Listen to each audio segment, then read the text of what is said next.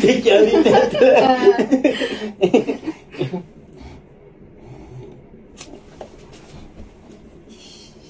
Size demişim ki çorabla yatma. Kravat batma. Dur görək də, bura nəyə gəlmişik axı biz? Kimin mədə bağırsağında problem varsa mütləq izləsin. Mütləq. Stəkan tərtib verdim də. İçdik, indi nə edirik? İndi gəzməliyik mütləq. Ən azı bir yarım saat gəzməliyik. Qayda budur. Qayda budur. Parkın indi gözəlliyinə baxın. Təzə sulanmışdılar, ayaqlarım su oldu. Səhər gəzintisi bitdi. Gedirik səhər yeməyinə. Baxlı. İndi gedirik. Gəl. Baxlı, zəngin.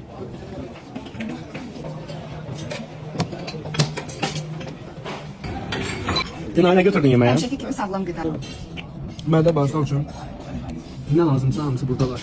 Kimdə bax bu problemlər varsa mütləq Faraon Travel-ə zəng eləsin. Mütləq nömrələrini qeyd edəcək adda mütləq zəng olun. Münasib qiymətə, çox sərfəli qiymətə sizin üçün bir sağlamlıq turu təşkil eləsinlər. Çünki insanın sağlamlığından vacib bu həyatda heç nə yoxdur.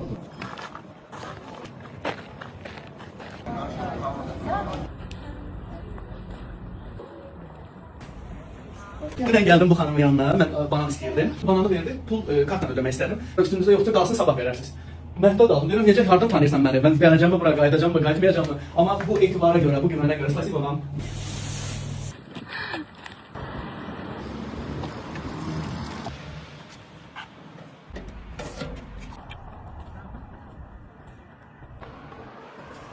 Gedirik günorta suyunu içməyə, gəlin.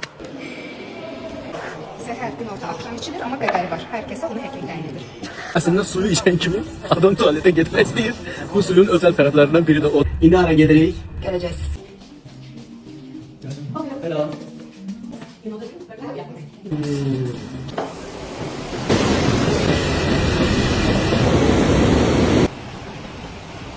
Faraon Travel. Allah sizdən razı olsun. Ən mükəmməlini seçmisiniz. Kahveden çıkandan sonra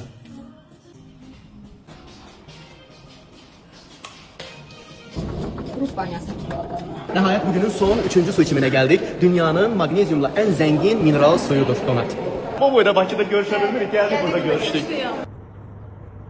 Gəzintimizi bitirdik, gedirik axşam yeməyinə. Akşamı seviyorsun. Sağ olasın.